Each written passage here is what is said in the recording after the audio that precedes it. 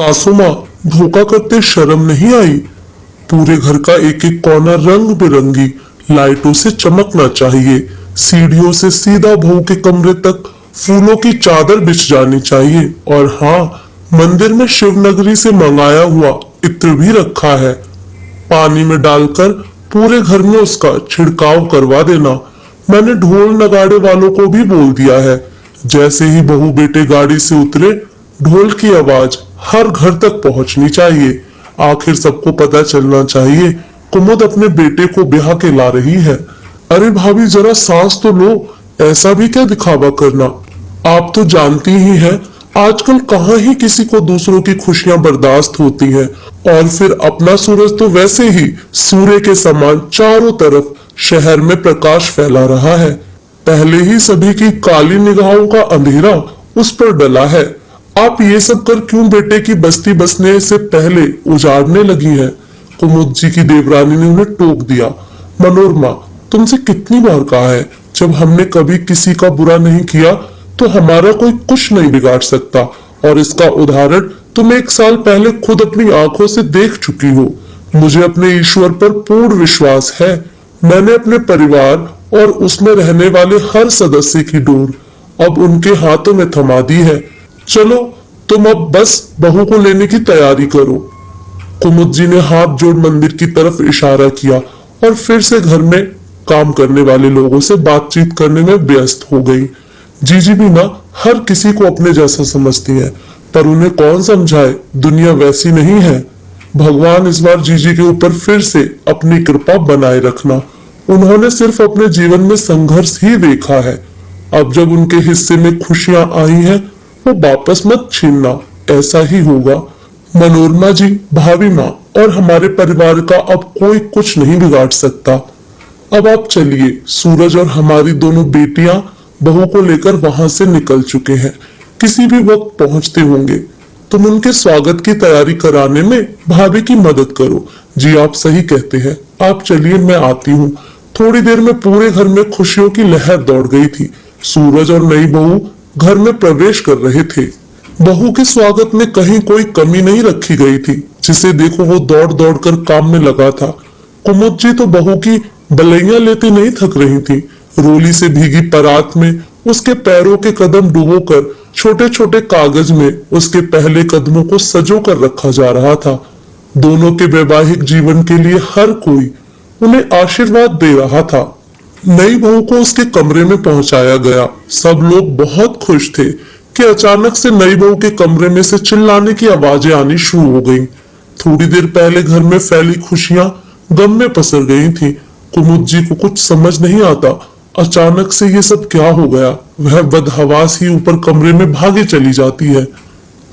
आप सभी से मुझे ये उम्मीद न थी। अब समझ आया, नीचे जो कुछ भी हो रहा था वह मात्र दिखावा था। असल में एक मासूम लड़की की जिंदगी जो बर्बाद कर दी। मुझे आपसे ये उम्मीद नहीं थी, और जिसे मैंने अपना जीवन साथी समझा वो भी इतना बड़ा झूठा निकलेगा, ये मैंने स्वप्न में भी नहीं सोचा था। नई बहू सौम्या गुस्से में अपना शादी का जोड़ा निकाल सूट पहन अटैची लिए खड़ी थी। कुमुद जी तो मानो जैसे जड़बत हो गई। थोड़ी देर पहले तो सब ठीक था, फिर अचानक ऐसा क्या हो गया। वह सौम्या को अपने कमरे में ले गई। बाहर और नीचे खड़े सारे मेहमान हतप्रभ रह जाते हैं और वहां से निकलने में ही अपनी भलाई समझते हैं। पूरे घर में एक अजीब सन्नाटा फैल जाता है। मनोरमा जी हाथ जोड़कर मंदिर में भगवान के सामने खड़ी होकर अपनी जेठानी के परिवार के लिए मनोकामना करने लग जाती हैं। बहू, ये सब क्या है? घर मेहमानों से खचाखच भरा पड़ा है और सभी के सामने इस तरह का व्यवहार। आखिर ऐसी क्या बात हो गई जो तुम्हें ये कदम उठाना पड़ा? और आखिर हम लोगों से ऐसी कौन सी भूल हो गई? सासू माँ, धोखा करते शर्म नहीं आई? एक तो चोरी, ऊपर से सीना चोरी। मैं कुछ नहीं जानती, मुझे इस घर में अब नहीं रहना। आप मेरे माता पिता को अभी बुला दे। मैं नहीं जानती कि तुमने क्या और कहां सुना है, पर इतना जानती हूँ कि हमने तुम्हारे और तुम्हारे परिवार के साथ किसी भी प्रकार का धोखा नहीं दिया है। तुम्हारे घर वालों को फोन कर दिया है, किसी भी वक्त आते ही होंगे। तुम ये तमाशा करना बंद करो और अपने कमरे में जाकर आराम करो।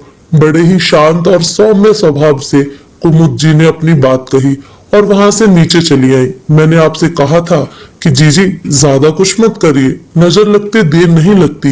ये लीजिए, आप पानी पीजिए। कुमुद जी पानी का गिलास हाथ में लेती हैं और अतीत के गलियारों में खो जाती हैं। कुमुद जी घर की बड़ी बहू बनकर आई थी, आते ही अपने परिवार की प्रिय बन गई थी। उनका व्यवहार था ही इतना अच्छा कि आस पड़ोस नाते रिश्तेदार उनकी तारीफ करते ना थकते। वह भी इतने अच्छा ससुराल और पति पाकर अपने भाग्य को लेकर इतराती। पर समय के साथ एक ही कमी जिसने कुमुद जी को गहरे अवसाद में पहुंचा दिया था, वह था मां बनने का सौभाग्य न प्राप्त होना। देवरानी मनोरमा के भी 2 बेटियां हो चुकी थी, वह हमेशा दुखी ही रहती। तब सूरज का होना किसी चमत्कार से कम न था। सूरज यही नाम रखा गया था उनके घर के लिए, एक आशा की किरण जो लेकर आया था। सिंह परिवार का इकलौता वंश अपने नाम के जैसा ही था। जैसे जैसे सूरज बड़ा होता गया, उसके चेहरे पर तेज बढ़ता ही गया। जल्द ही पढ़ाई पूरी कर सूरज ने अपने पारिवारिक व्यापार संभालकर उसे एक नए मुकाम पर पहुंचा दिया था। पूरे शहर में उनके नाम और काम का बोलबाला था। चारों तरफ से सूरज के लिए रिश्ते आने शुरू हो गए थे। 1-2 जगह बात चल ही रही थी कि एक सड़क हादसे में सूरज की कार का एक्सीडेंट हो गया। पीठ के दोनों गुटके दब गए थे। 2 महीने तक वह बिस्तर पर सीधा ही लेटा रहता। पूरा घर दिन रात उसके सही और फिर से पहला जैसा होने के लिए पूजा पाठ और कामनाएं करता रहता। पैसे की कोई कमी नहीं थी। बेहतर इलाज और दवाइयों से जल्द ही सूरज खड़ा और पहले जैसा हष्ट पुष्ट नौजवान हो गया था। पर फिर भी डॉक्टर ने एहतियात के तौर पर उसे शारीरिक तौर पर अकेला शहर से बाहर या काम का ज्यादा बोझ डालने के लिए मना किया था। 6 महीने ही बीते थे। एक बार फिर से लड़की वालों का इसके रिश्ते के लिए आना शुरू हो चुका था।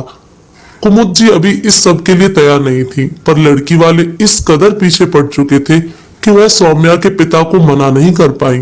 पर वह इसी शर्त पर तैयार हुई थी कि लड़की को सूरज के एक्सीडेंट और डॉक्टर के बताए गए एहतियात तौर तरीके पहले बता दिए जाएंगे। भाभी जी आप बिल्कुल चिंता न करें, सुधा जी और मैंने सौम्या से पूछकर ही इस रिश्ते के लिए बात चलाई है।